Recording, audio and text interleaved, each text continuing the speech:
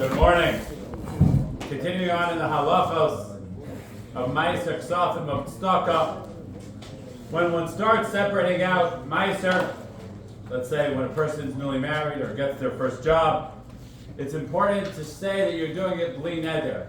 And that avoids all sorts of shilas that perhaps maaser money, according to core halacha, maybe it's intended solely for poor people, and we use maaser money for all sorts of uses, as I mentioned before, appropriate uses, but all sorts of uses.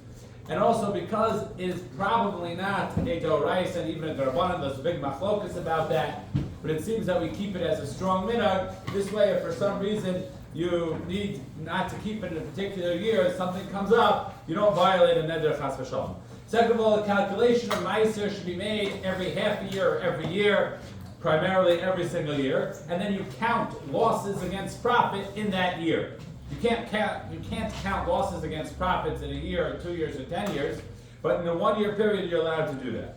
And what one does in that year is one makes a list of all the tzedakahs one gave, and then at the end of the year you'll calculate how much maaser. And what happens if you didn't give enough tzedakah, so to speak? You have more maaser that you need to separate out. So the halacha is you separate it out, and you don't necessarily need to give it right away if a cause does not present itself. And in fact, you're allowed to use that money for your own uses. In other words, you can borrow against it if you need it. However, there should be available so that if someone comes who has a need, he'll give it to you. There's a big question if it turns out, and the shayla was asked me recently this week even, what happens if a particular year you discover you gave more maaser, or I should say more tzedakah, than your cheshbon of maaser? You gave and you gave and you gave, and at the end of the year you calculate up your income, and of course we calculate income for maaser after income taxes. That's really what you take home. The government takes a chunk of it away.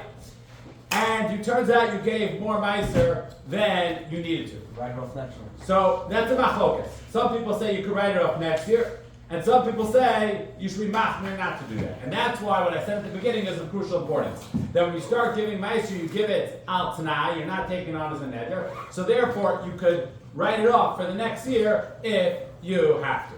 Everybody should have a truly wonderful day. There are svarim in the hallway. Please, Rabosai, look through those boxes, take what you want,